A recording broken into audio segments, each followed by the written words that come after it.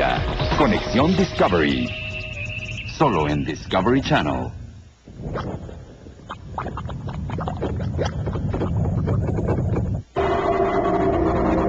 Un hombre abre fuego en la carretera en el horario de máximo tránsito. Una organización de terroristas planea derrocar al gobierno. Un miembro de la policía dispara a una mujer inocente. Un asaltante de bancos armados roba una y otra vez. Y un hombre secuestra y asesina a una joven de 17 años. Cuando los delitos violentos aterrorizan a la nación, el FBI debe detener a estos delincuentes antes de que vuelvan a atacar.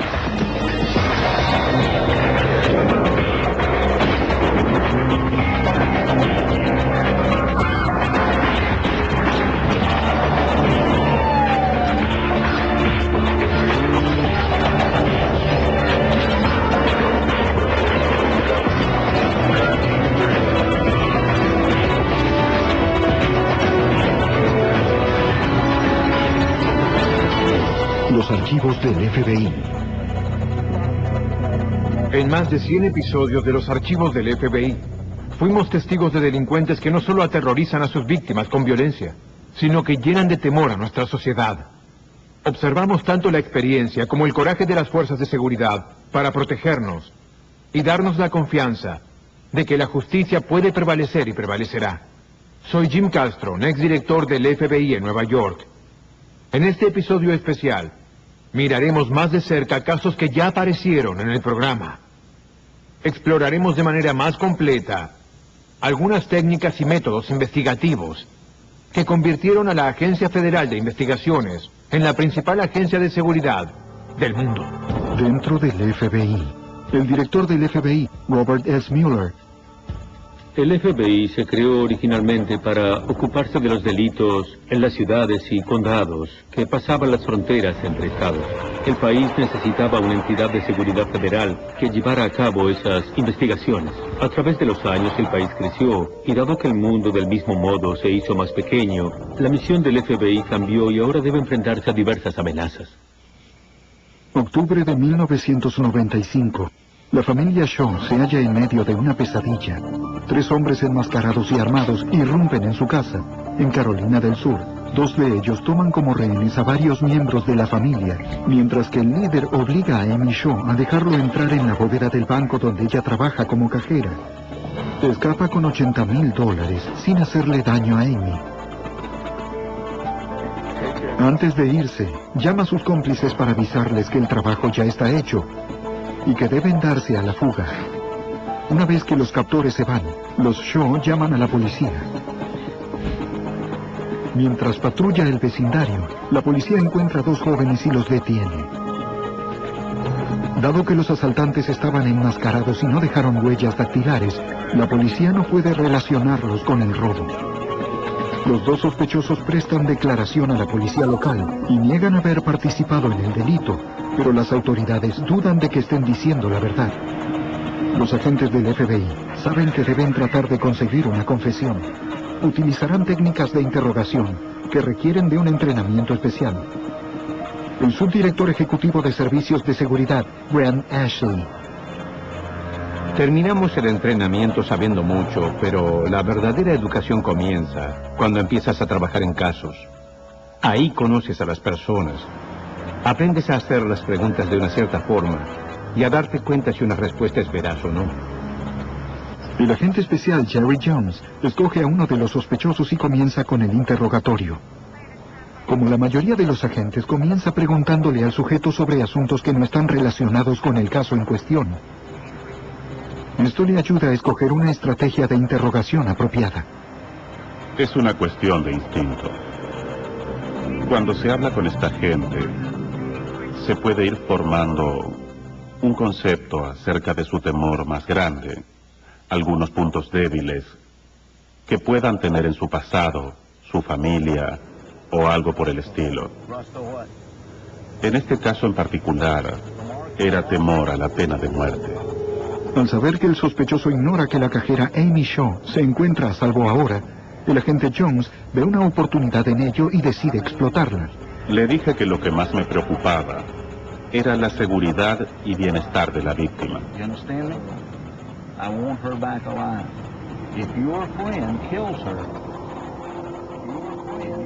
Si el tercer asaltante la hubiera matado, ambos se hubieran enfrentado a la pena de muerte.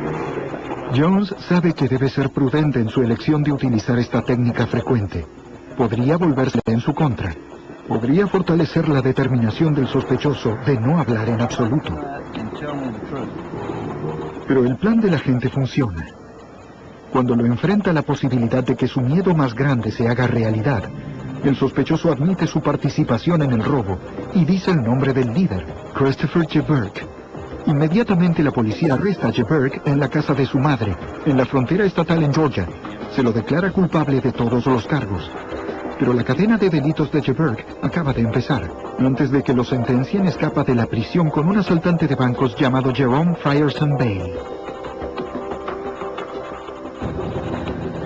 De inmediato las autoridades bloquean la zona.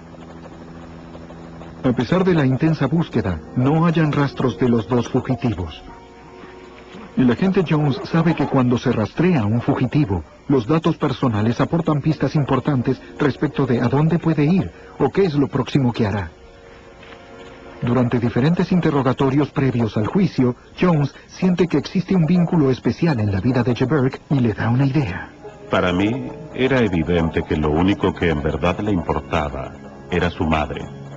Estaba convencido de que, en algún momento, regresaría a casa de su madre. Colocamos vigilancia las 24 horas. Pero Jeberk no aparece.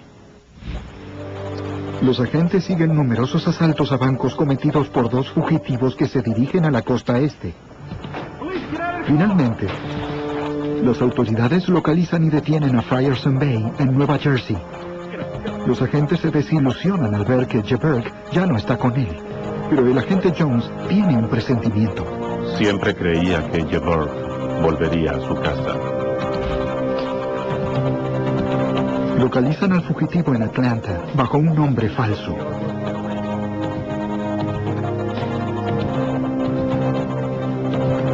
Detienen a Jeberk sin incidentes. Vuelven a enviarlo a prisión y luego lo sentencian a cadena perpetua. Con los años se desarrolla el conocimiento y se tienen presentimientos sobre una persona y la relación con su familia. El instinto y la experiencia del agente Jones fueron fundamentales para cerrar el caso. A veces es necesario el esfuerzo de todo un equipo para llevar al ladrón ante la justicia. Seattle, 1992. Un hombre armado comete una serie de asaltos temerarios a bancos, amenazando con matar a cualquiera que se interponga en su camino. Los agentes llaman al ladrón Hollywood porque cuando da los golpes usa un maquillaje exagerado y disfraces. En los siguientes 3 años, el asaltante roba 12 bancos y se lleva cerca de $1 millón, pero deja muy pocas pistas. Para atrapar a este asaltante escurridizo, la policía de Seattle y el FBI deben unirse a muchas otras agencias de seguridad para formar un grupo de investigación especial conocido como Equipo de Tareas. Subdirector ejecutivo Grant Ashley. Reunimos recursos de compañeros en el estado o la zona con los del FBI y algunos compañeros federales para concentrar las técnicas y capacidades especiales contra una amenaza en particular para obtener los mejores resultados. Pero las autoridades del lugar y los agentes federales no siempre están de acuerdo. Los oficiales del FBI nombran a la agente especial Ellen Glasser, supervisora del equipo de tareas de Puget Sound. Teníamos 12 agencias distintas que tenían misiones e intenciones diferentes. Fue muy interesante porque tenemos distintas filosofías acerca de la forma de hacer las cosas, distintas políticas. Así que fue un desafío muy grande lograr que trabajaran todos juntos por el bien de todos. El detective de Seattle, Mike Megan, también es miembro del equipo de tareas. Lo tomé como si hubiera sido un invitado en la casa del FBI. Se les tiene mucho respeto, pero había que solucionar unos obstáculos, opiniones preexistentes o formadas por las apariencias. Tuvimos que dejar ciertas cosas de lado. El ego, ciertas actitudes, quién sería el líder o si la policía desempeñaría un papel secundario. y tuvimos que llegar a un acuerdo mutuo. El equipo de tareas no puede esperar que se cumpla su misión si no logra trabajar como unidad. Cada día teníamos que trabajar en la comunicación entre los miembros del equipo. Había gente con carácter muy fuerte, pero mi filosofía siempre fue que si se ponen las relaciones en primer lugar y se trabaja en las relaciones con las personas, trabajar juntos en equipo no sería un problema. Con esta filosofía, Glasser logra la cohesión del grupo. El equipo de tareas trabaja como unidad. Juntos establecen el patrón y la frecuencia de los robos de Hollywood. De esta forma estarán preparados para reaccionar con rapidez la próxima vez que dé un golpe. El esfuerzo vale la pena. El 27 de noviembre de 1996, Hollywood es el primer sospechoso en un robo a un banco a mano armada. A través de los esfuerzos combinados del equipo de tareas, la policía lo ubica y acorrala en una casa rodante.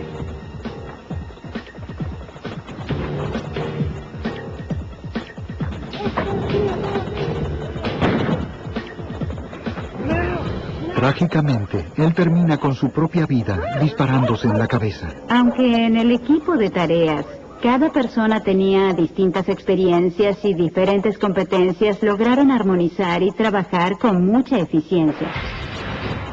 Los agentes de campo del FBI siempre reciben el mérito por resolver los casos. Pero los técnicos altamente calificados del Laboratorio de Crímenes del FBI en Quantico, Virginia, merecen gran parte del crédito. Son más que científicos con batas de laboratorio. Son detectives creativos cuyo trabajo inagotable siempre determina si un caso se resuelve o no. El Dr. Dwight Adams es el subdirector a cargo del laboratorio. Sabía que quería formar parte del laboratorio del FBI, porque es un centro de nivel internacional. Cuando se mira a los ojos a cualquiera de los individuos en este edificio, se ve gente muy dedicada que trabaja al más alto nivel. Nuestro único interés es proporcionar la verdad, proporcionar los resultados más precisos, confiables e incuestionables que podamos. 11 de enero de 1982. El oficial de la patrulla de carretera de California, George Wolney, informa un posible suicidio en la carretera interestatal 15, cerca de Barstow. Cuando llegan los refuerzos, encuentran a Robin Bishop, de 23 años, muerta de un disparo en la cabeza. La policía no encuentra ningún arma en el lugar, pero sí hallan marcas de esposas en las muñecas de la joven. Era evidente que no se trataba de un suicidio, sino de un asesinato. Así era la solo en Discovery Channel. Devastador. Hoy, a las 10 de la noche. En 1982, el agente de la patrulla de carretera de California, George Wolney, denuncia el hallazgo de una víctima de suicidio al costado de la carretera. Pero como la víctima tiene un disparo en la parte posterior de la cabeza, los investigadores concluyen en que se trata de un asesinato. La licencia de conducir y la matrícula de la víctima están a la vista, como si alguien las hubiera sacado por alguna razón. Para descartar la posibilidad de que un agente de la policía hubiera asesinado a la joven, los investigadores a cargo ordenan a todos los agentes de la zona que entreguen sus armas de servicio. Un agente se rehúsa, George Wolney, quien insiste en que le robaron el arma. Wolney se convierte en sospechoso cuando los investigadores encuentran el cuerpo de su arma policial 357 desmontada en su camioneta. Alguien le quitó el cañón, la pieza fundamental para una prueba balística que puede relacionar el arma con la bala que mató a Robin Bishop. La policía también encuentra una caja de municiones en el armario del dormitorio de Wolney. Es la misma marca de bala que mató a Robin. A finales de 1982, el estado de California acusa de homicidio a George Wolney, pero como el jurado no llega a una decisión, el juicio se declara nulo. Se lleva a cabo un segundo juicio en la Corte Suprema, pero tampoco se llega a ningún resultado. Los investigadores están convencidos de que Wolney es culpable, pero ya no pueden acusarlo a nivel estatal. Acuden por ayuda a las autoridades federales. El agente especial Michael Randolph estudia el caso y reconoce que Wolney es tan astuto que procesarlo será difícil, sino imposible.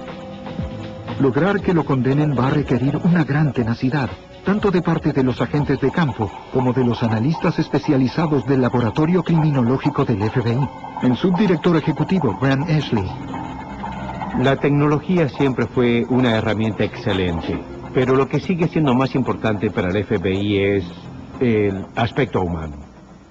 El examinador del FBI, Jim Carrigan, de la unidad del Laboratorio de Armas de Fuego y Marcas de Herramientas, procura establecer una conexión entre la evidencia y el sospechoso. Normalmente compararía las marcas en el cañón del arma del asesinato con las de la bala fatal, pero falta el cañón. Carrigan tendrá que pensar en otra manera para encontrar la verdad. Sabe que los investigadores confiscaron pinzas y llaves inglesas cuando hallaron el cuerpo del revólver. La pregunta era si era posible que se haya usado alguna de esas herramientas para sostener el cuerpo del arma mientras extraía el cañón. Carrigan decide utilizar una técnica conocida como análisis de marcas de herramientas. Advierte que hay una pequeña marca en el cuerpo del arma. Luego verifica todas las herramientas de Wolny hasta que encuentra una llave inglesa con un diente roto. Se parecía mucho a la marca que había en el cuerpo del arma. Así que usando eso como base, comencé a hacer marcas con esa herramienta y a compararlas bajo el microscopio. Pude llegar a la conclusión de que las marcas que se encontraron en el arma se produjeron con esa herramienta en particular y no con otra. Aunque esto apunta a que Wolny quitó el cañón de su arma, no es suficiente para demostrar que haya asesinado a Robin Bishop. Los investigadores podrán armar un caso si pueden encontrar una conexión entre la bala fatal y la caja de municiones que encontraron en el armario de Wolny. En un movimiento sin precedentes, el laboratorio decide emplear una técnica nueva que estuvieron desarrollando, la cual coteja el contenido molecular de las balas. El agente especial del FBI, Michael Randolph. Como un fabricante de balas como Remington Arms produce un lote de balas, este lote es diferente a todos los demás. Es similar a cuando se le agregan los ingredientes a un pastel. En el primer examen balístico nuclear del FBI, los científicos colocan un fragmento de una de las balas de Wolny en un reactor nuclear, donde se absorben los neutrones y se hace radioactivo. Cuando se la mide, la radioactividad revela la cantidad precisa de cada elemento que compone la bala. Una huella atómica.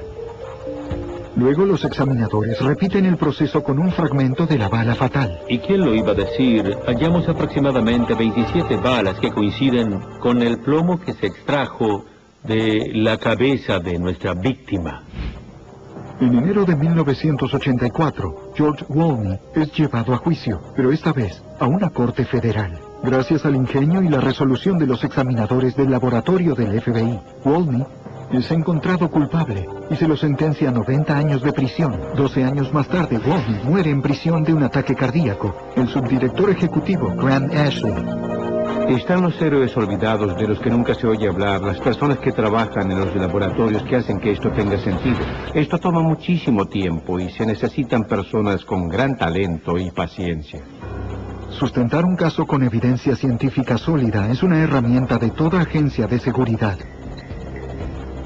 Pero cuando las autoridades no tienen sospechosos claros y tienen muy poca evidencia física, el FBI debe confiar en una de sus disciplinas más especiales y menos comprendidas, la elaboración de perfiles.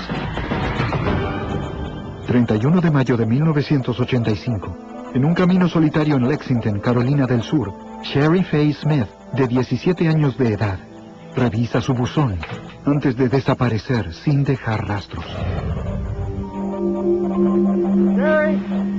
2 días de búsqueda inútil llevan a los investigadores a la conclusión de que fue secuestrada. Temprano en la mañana siguiente, los temores se hacen realidad cuando la familia de la joven desaparecida recibe una llamada del secuestrador. Él les explica que les devolverá a su hija y les dice que ese día más tarde recibirán una carta. Cuando finalmente llega la carta, la familia se horroriza. Escrito con la letra de Sherry, el documento estaba intitulado Última Voluntad y Testamento. Para identificar qué clase de hombre había secuestrado a Sherry Faye, los investigadores recurren a los encargados de la elaboración de perfiles del FBI de la Unidad de Apoyo de Investigaciones en Quantico, Virginia. Los que trabajan en la elaboración de perfiles son agentes veteranos que reciben un entrenamiento especial en criminología y psicología aplicada. El agente especial retirado del FBI, John Douglas, hizo grandes avances en la elaboración de perfiles de conducta trabajando para el FBI. Por más de una década, él y otros más llevaron a cabo entrevistas con pirómanos, violadores, secuestradores y asesinos convictos en varias prisiones. Estudiamos sus recuerdos, algo que nadie había hecho antes. El momento en el que estaban perpetrando el delito. Lleva tiempo, pero una vez que estoy allí, consigo mucha información. Douglas y otros catalogan y separan por categorías sus hallazgos y crean una base de datos estadísticos, a partir de la cual los investigadores pueden inferir características de los criminales. Mi trabajo se parece al de un médico. Trato de llegar a un diagnóstico y me baso en los miles de casos en los que trabajé. En las miles y miles de entrevistas a delincuentes que cometieron delitos similares. Cuando crea un perfil, Douglas tiene que examinar todos los materiales de investigación, incluyendo informes policiales preliminares y fotografías de la escena del crimen. Es necesario tener toda la información en relación con la víctima. Hay que hacer un análisis o perfil de la víctima. Hay que preguntarse por qué fue esa la víctima del delito. Y luego se ve la forma en que éste se perpetró, si fue un delito de alto o bajo riesgo. Cuando alguien pide un perfil, lo que busca son las características físicas y de conducta, que incluyen edad, raza, en ciertas ocasiones contextura física, nivel de educación y ocupación. A veces incluye el tipo de vehículo que la persona conduce. Puede incluir el comportamiento en general del sujeto. Si el sujeto es o no es muy estricto, obsesivo-compulsivo, o al contrario, al extremo de ser muy desprolijo y descuidado.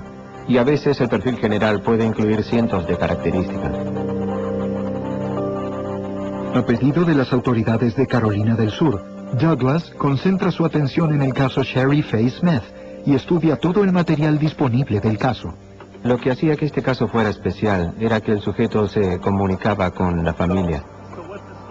Y eso es realmente algo muy poco común. Tenía esperanzas, porque cuando se tiene una comunicación, ya sea por escrito o verbal, se la puede analizar, lo que nos da una buena descripción del tipo de persona que deberíamos buscar. Es como si siguiera un guión que fue escrito antes. Aquí se trata de alguien que sería muy estricto, muy ordenado y muy cerrado. Tras inspeccionar cada detalle del secuestro, Douglas genera un perfil con 22 puntos. Es probable que se trate de un hombre con antecedentes criminales y que viva en la zona. La naturaleza de los criminales es perpetrar el crimen y deshacerse de sus víctimas en zonas que les resulten familiares de alguna forma. Douglas también cree que el secuestrador se siente inadecuado y lo compensa a través de acciones violentas. Siente que no es nada, siente que no es nadie. ¿Y cómo puede este don nadie, una persona con esta personalidad, que probablemente está excedido de peso, tiene autoestima baja, poco atractivo, cómo puede convertirse en alguien? Buscará víctimas con las que nunca tendrá posibilidades de tener contacto. Alguien como Sherry Faye Smith, y así por primera vez en sus vidas pueden ser poderosos. 2 días después de la última comunicación con el secuestrador, este llama a la familia con indicaciones específicas acerca de dónde pueden hallar a su hija. Escuchen atentamente. Tomen la carretera 378 oeste hasta la rotonda. Giren a la izquierda en el edificio blanco. Diríjanse al jardín trasero. 2 metros más adelante los esperaremos. Los investigadores se dirigen a toda velocidad al lugar, con la esperanza de encontrar a la joven con vida. Cuando llegan, confirman su temor más grande. Sherry Faye Smith está muerta. El cuerpo, al haber estado expuesto al calor extremo y a otros elementos, se halla tan descompuesto que resulta imposible determinar la causa y también la hora de la muerte. Para Douglas, las indicaciones detalladas para llegar al cuerpo de Sherry y además el estado de la escena del crimen le ayudan a ver mejor dentro de la mente del sujeto. Me indicó que había salido de la escena del crimen en varias ocasiones. porque fue muy específico con respecto a la cantidad de kilómetros y la cantidad de metros hasta donde se encontraba ella. También me indicó que tenía una sutileza criminal, porque creo que esperó a que llegara a un estado de descomposición avanzado, lo cual haría que fuese más difícil para las autoridades determinar la causa y el método de la muerte. La noche del funeral de Sherry, el asesino vuelve a llamar y pide hablar con su hermana, Dawn. Hola. Se me fue de las manos. Lo único que quería era hacerle el amor a Dawn. La estuve observando. ¿A quién? En un momento escalofriante, el asesino usa el nombre de Dawn en vez del de Sherry. Los investigadores se preparan para la posibilidad de que el asesino pueda estar cambiando su obsesión asesina hacia Dawn. Así era la Discovery Channel. Después de pasar 2 semanas escondido, el asesino vuelve a salir. De modo descarado, secuestra a Deborah May Helmick, de 9 años de edad, en el jardín delantero de una casa, a la vista de otro niño. Para John Douglas, el cambio del asesino por un crimen más riesgoso es signo de que se encuentra bajo presión. Hasta el momento, el crimen no refleja ningún tipo de dificultad. Sin embargo, lo que sucede cuando se ven otros casos, por ejemplo el de Ted Bundy, que asesina a una mujer en la casa Chi Omega y luego va tras una niña muy pequeña, es que comienza a perder el control por el estrés de estar bajo la lupa de las autoridades que tratan de atraparlo. Después de secuestrar a Sherry Faye Smith, el asesino se comunicó con la familia repetidas veces, pero esta vez guardó silencio. Douglas debe idear un plan para sacarlo. Sabe que los asesinos siempre siguen sus crímenes a través de los medios. Así que decide organizar un funeral, porque sabe que va a salir en los periódicos. Espera que esto reavive la fascinación que el asesino siente por la hermana de Sherry Faye, Dawn.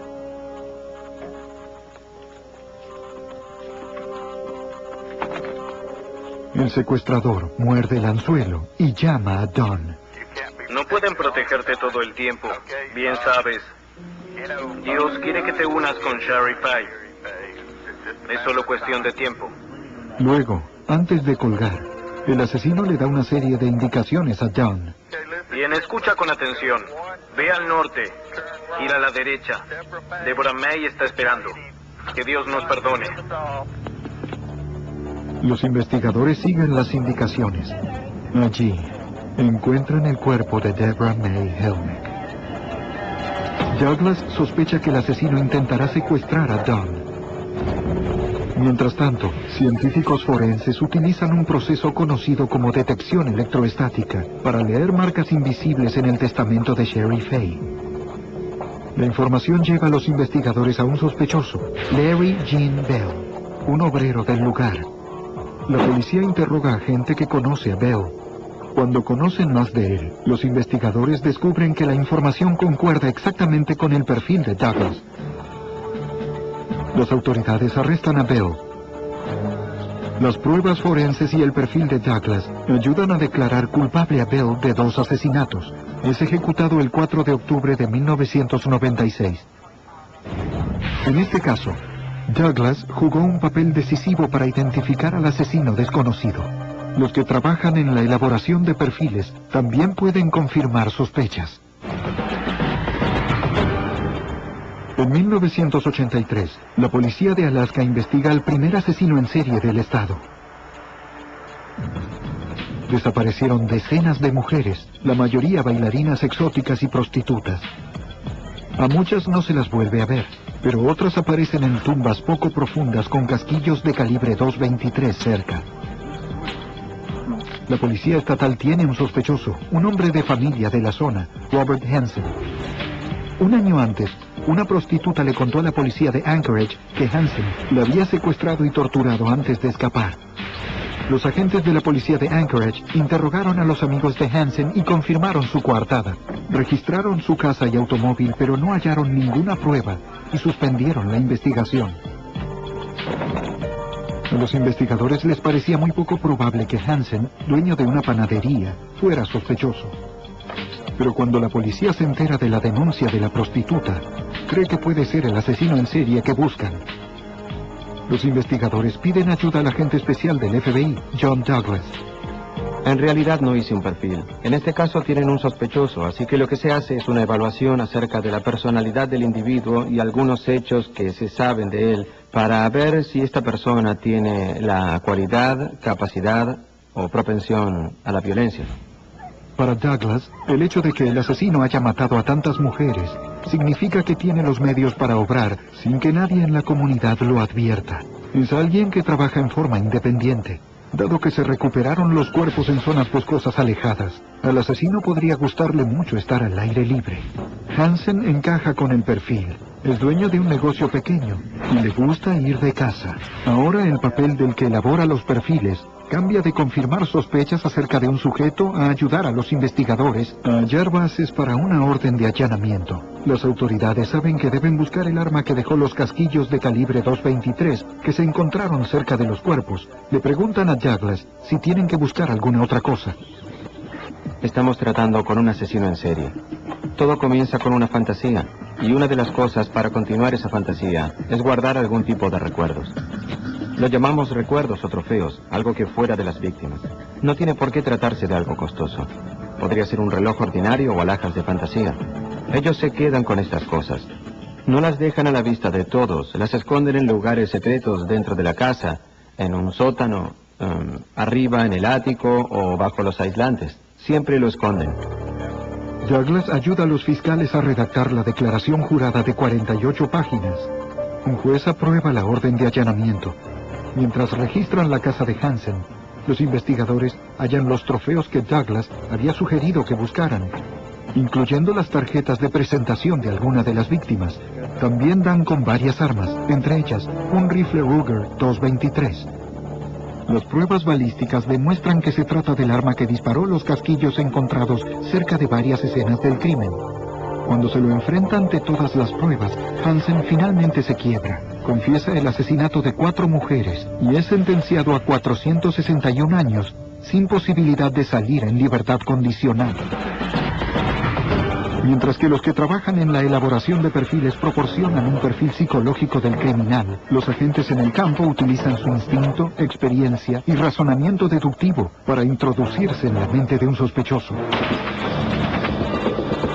La mañana del 25 de enero de 1993, un solo hombre armado abre fuego frente al cuartel general de la CIA en Langley, Virginia.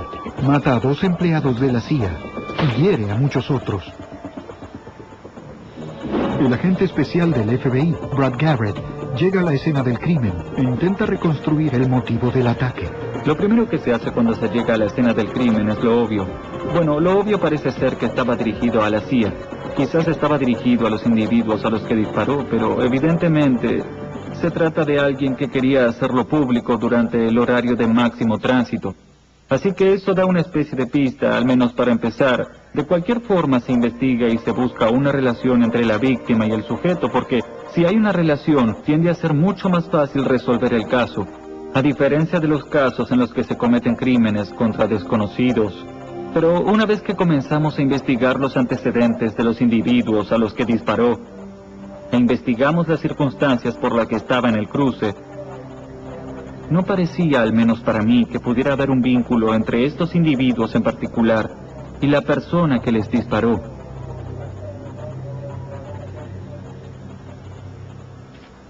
Así que inmediatamente comenzamos a buscar quién, dentro de la CIA, en otras palabras, empleados disgustados, empleados actuales, que pueden haber tenido una relación con estas personas que podrían haber tomado represalia por cualquier razón. Pero luego de haber hecho eso por un tiempo, realmente tampoco encontramos nada que nos llamara la atención. Así que, ¿qué se hace ahora? Bueno, se empiezan a ver las cosas lógicas. Se tiene la descripción del individuo que disparó, que se colocó un rifle de asalto en el hombro y comenzó a disparar. Así que se empieza a buscar a alguien que tenía algo contra la CIA. Cotejando la descripción física con una base de datos de compras recientes de AK-47, los investigadores identifican a un sospechoso. Se llama Mira Mal Kansi, de 28 años de edad, un inmigrante pakistaní.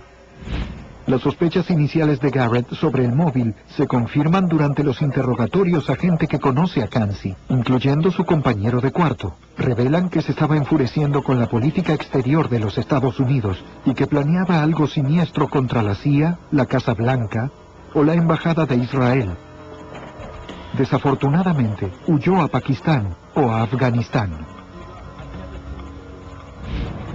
Para traer al fugitivo de regreso a los Estados Unidos para procesarlo, Garrett debe utilizar lo que podría decirse que es la habilidad más importante de un agente, su habilidad para anticipar los obstáculos y para idear planes que los superen.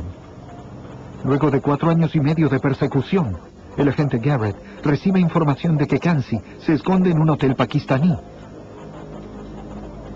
Pero cuando lo arrestan, hay un problema. Uno de mis temores cuando entré en el cuarto y lo vi era que no se parecía a su fotografía. Había subido de peso, tenía barba. Miré a los otros 3 agentes y les dije, no estoy seguro de que sea el individuo que buscamos. El agente Garrett debe estar seguro. Si no se identifica correctamente al sospechoso, no puede traerlo de regreso a los Estados Unidos.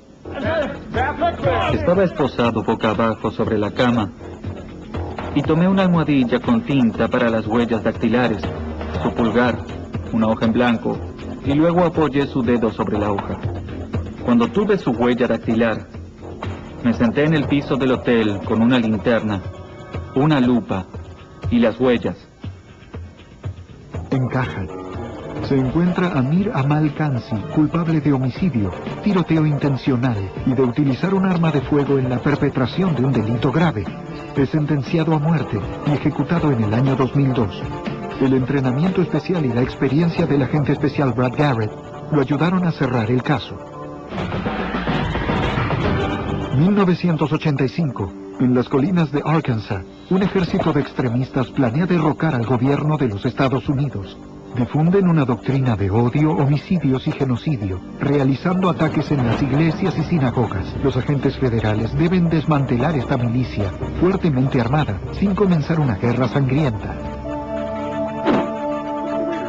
El FBI sigue un rastro hasta el complejo de un grupo violento de supremacía blanca, llamado El Convenio, la Espada y el Brazo del Señor, o CSA.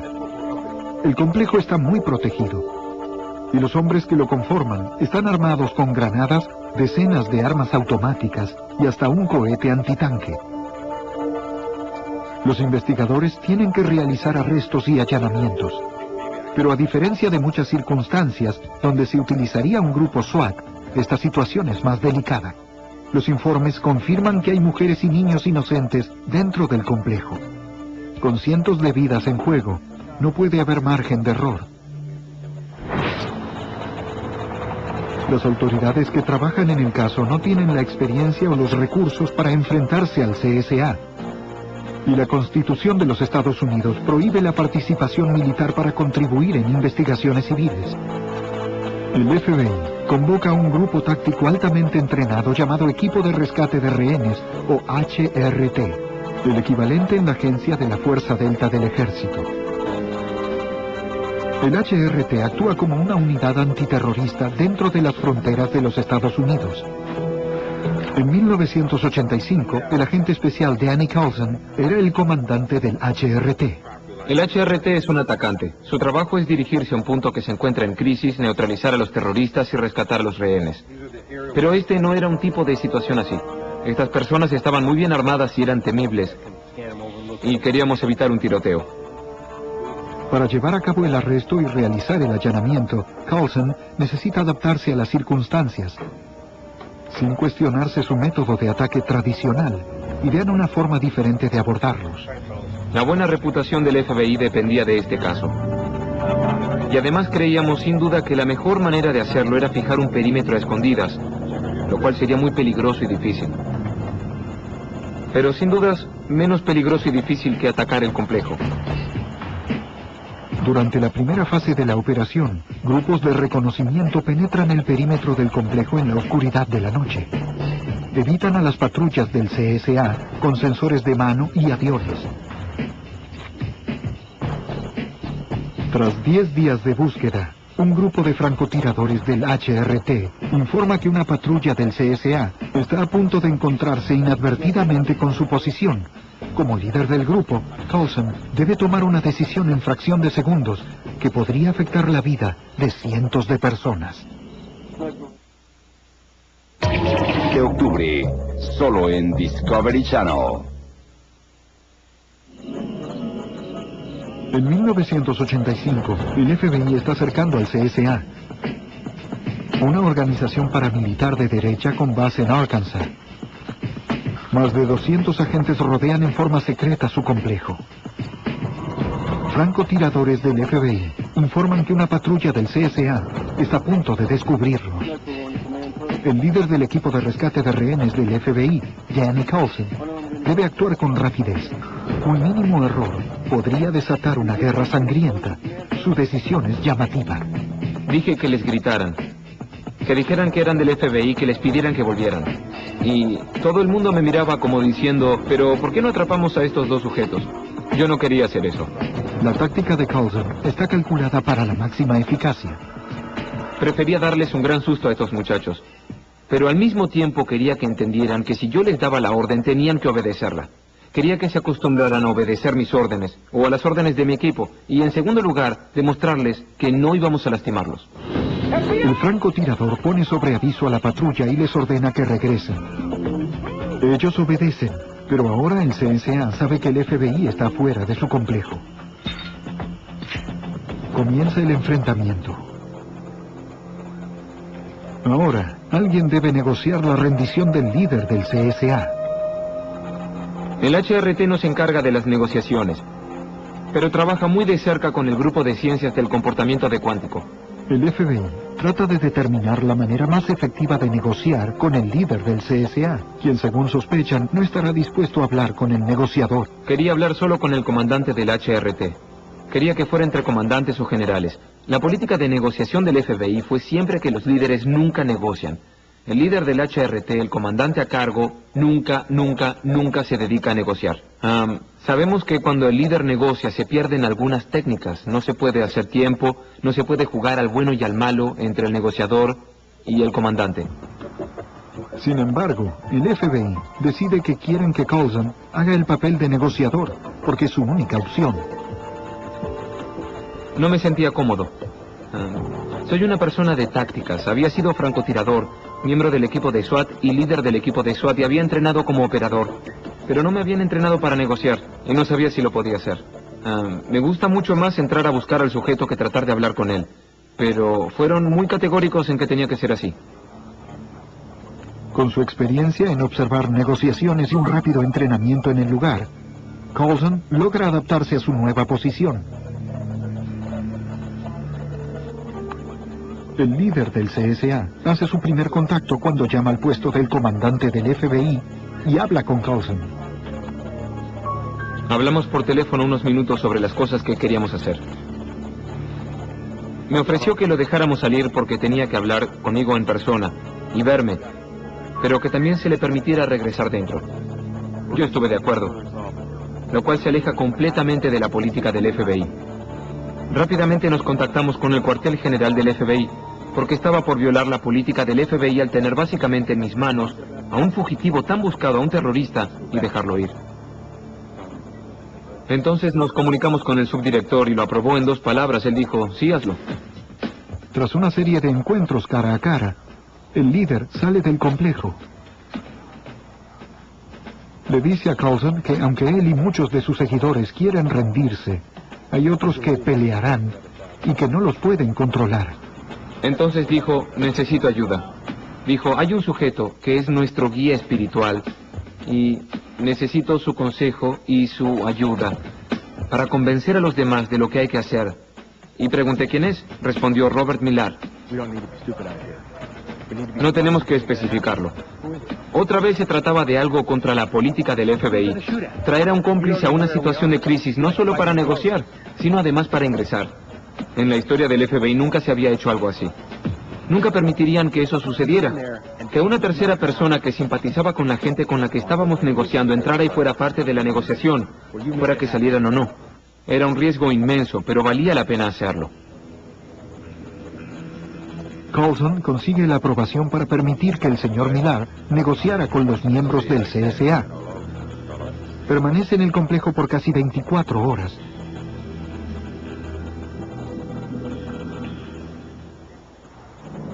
En la mañana siguiente, cuarto día del sitio, Millar y el líder del CSA finalmente salen. Salieron y dijeron, llegamos al acuerdo de que vamos a rendirnos. Saldremos y entregaremos nuestras armas pacíficamente. Como comandante del HRT, Coulson recibe la noticia con optimismo cauteloso. Siempre se piensa en lo peor que podría pasar. Hasta las cosas buenas hay que mirarlas con cierta desconfianza. ¿Era una distracción para salir por la parte de atrás y abrir fuego? Debíamos tener mucho cuidado. Coulson le da al líder 15 minutos para juntar a su gente y sacarla. Y a la brevedad, un francotirador me comunicó que estaban saliendo. Los francotiradores informaron que estaban vestidos de civil. Nada de camuflaje. No tenían equipos de batalla, no tenían armas a la vista. Milagrosamente, el HRT cumple su misión, sin haber disparado un solo tiro.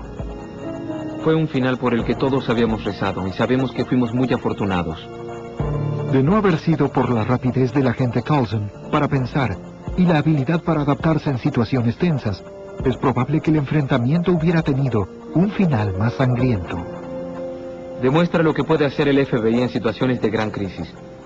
Demuestra la cantidad de diferentes disciplinas que tiene a su disposición. Cómo pueden utilizar recursos ilimitados en el centro de un problema. Es una gran máquina maravillosa, te va a moler si eres de los malos, y eso sucedió aquí. Esta no fue una historia del HRT, es una historia del FBI.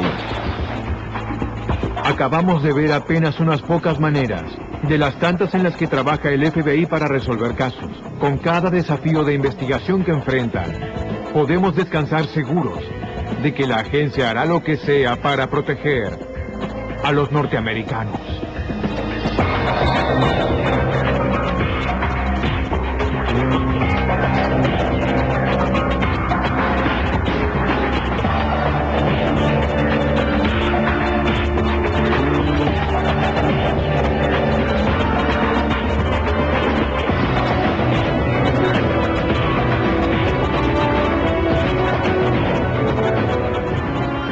En un segundo.